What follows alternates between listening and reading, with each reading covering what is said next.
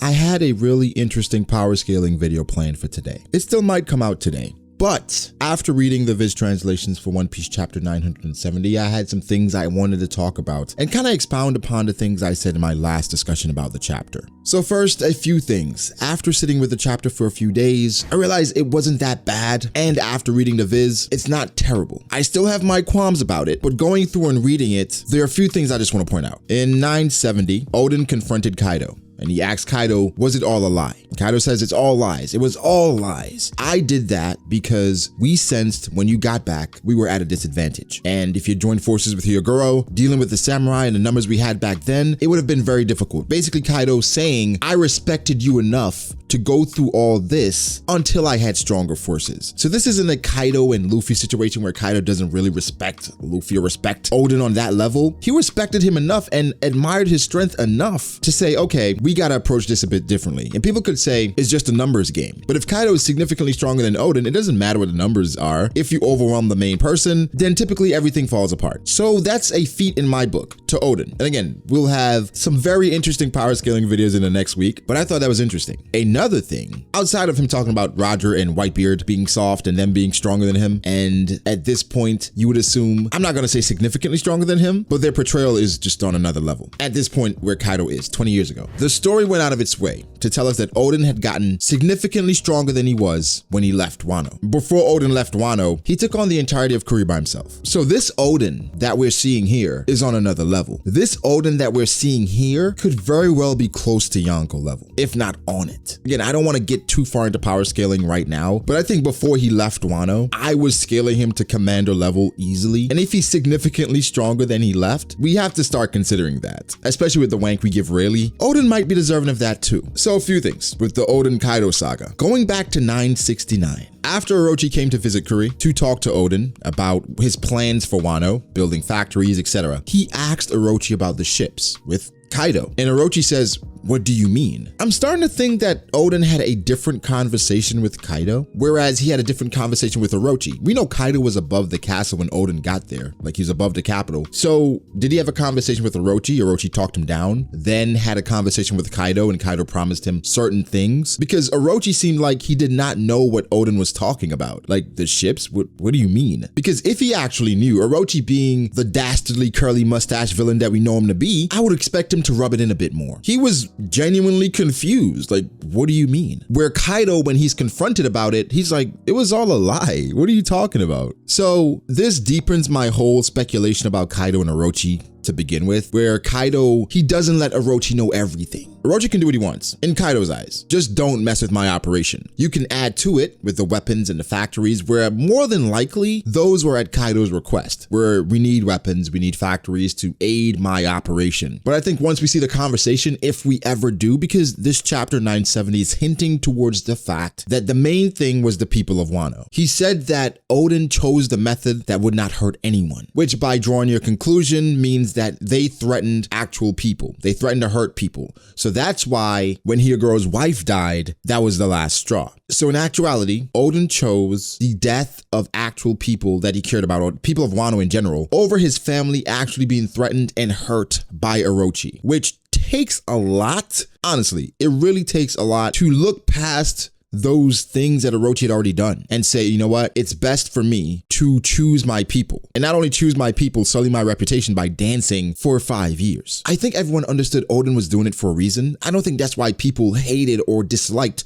One Piece chapter 969, which I really enjoyed. It's the execution of it, in which it just went through and blazed through 5 whole years, which Oda does from time to time. Like in the time skip, in this flashback, I mean, Oda has had several time skips, just going from 28 to 26 to 24. He has skipped through time, but a 5-year jump after an event like that with Odin and Kaido and Orochi, it took away some of the impact. I don't think I'm gonna jump to any conclusions with this flashback yet. We have to see it finish, because as important as Odin versus Kaido was, something else happened. some other major shit happened because the scabbards got away. We know it was a huge fight between Denjiro, Ashuradoji, and Kaido. Toki and the kids, they were trapped in the castle, and other things are going to take place before Odin dies. But to the traitor and this whole thing with Shinobu, it's really peculiar and it's giving me some vibes that I'm like, I've seen this before. I'm not sure if Oda's trying to give it away, but it's just weird. First with Toki, it was odd how she was acting this chapter. I'm not sure if this is just how she is. When we first met her, she seemed to be like naive, just this young girl, which makes sense. She's grown up. She's a lot older now. She's been through so much. But when Yasu came to her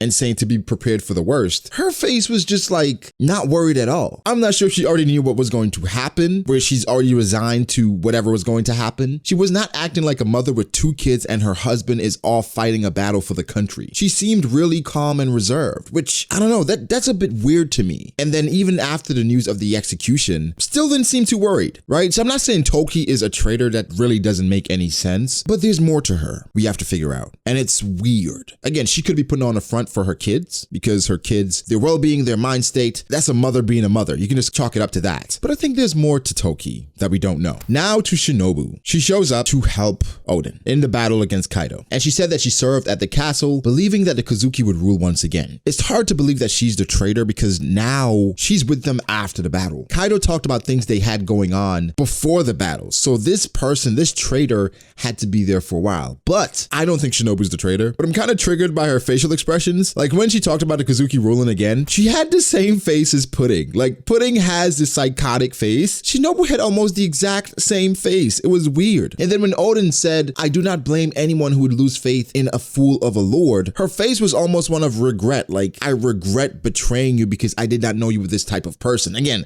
reading too much into it, maybe, because I don't think she's the traitor. But it's interesting these moments Oda is showing us of Shinobu and Odin. The story again is going out of its way to hype up or to tell us that Odin is really fucking strong. From 969 telling us he was a lot stronger than when he left, to his Paradise Tatsuka on Kaido, to saying that in this battle, Kozuki Odin's strength surpassed the enemy's imagination, which almost confirms to me that if Odin had done something back then, there's no question that they would have won. And this is also going with Kaido's words too. Again, a power scaling video coming out really soon, talking about Kaido, because I think we need to talk about it. So with 970 and a rating about it, I'm not going to rate the flashback chapters. I haven't been doing that. However, the scans again did not really change much in regards to interpretation of the chapter. Experience though, using the Viz and reading through on the Viz definitely softened the blow of the chapter, because even going through the chapters, like the Paradise Tatsuka that Odin used on Kaido had its own spread. It was really large, where the impact is kind of felt that way instead of just through the story, where I think it's sometimes a cheap way to kind of tell you that this is something major you should focus on. But regardless, that's a technique that's used. In the scans, it's not really positioned that way. It's kind of just scrolling through it. So the impact is more so felt here. Again, the emotional impact isn't really felt. Like the largeness or the heaviness of this moment isn't really felt as much, because I think we needed more setup in regards to Odin versus Kaido, not story-wise, just in this battle. We saw a few things go on. I would have liked to see a bit more of Odin versus Kaido, simply due to the significance of the outcome and how important it is not only to Wano, but to the future events and things that are going to transpire. I know people are going to say, well, you're just a power scaler. That's why you're so interested in Odin and Kaido, so you can make more power scaling videos.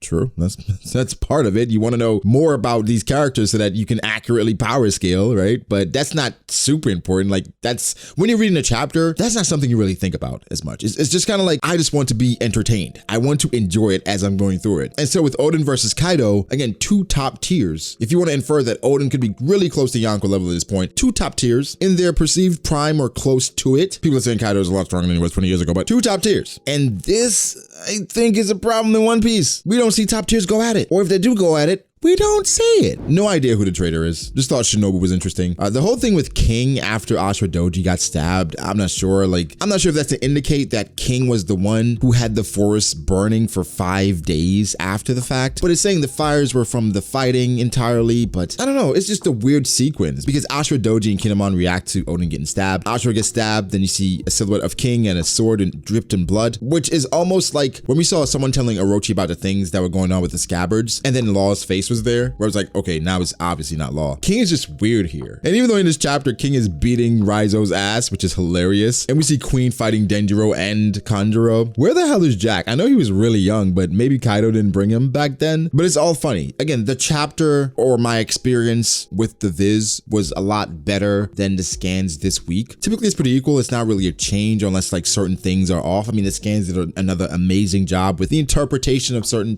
panels, I should say, but the impact I felt with the Odin Totsuka Paradise or Paradise Totsuka, it was more in the Viz. So interesting chapter. Just give me your thoughts. The flashback is coming to an end. The next chapter is February 16th. So no chapter next week, which is sad. But I have a lot to talk about, so stay tuned for videos and different things that I really want to discuss. But guys, leave your thoughts below. Let me know how you feel about the chapter. Like the video if you did. Be sure to subscribe to the channel for more content like this. Follow me on Twitter at BragoDH. Follow me on Instagram at BragoD.Ace. Thank you to my patrons for all your support. It means a lot. Again, like and subscribe. I shall catch you guys in the next one. Peace.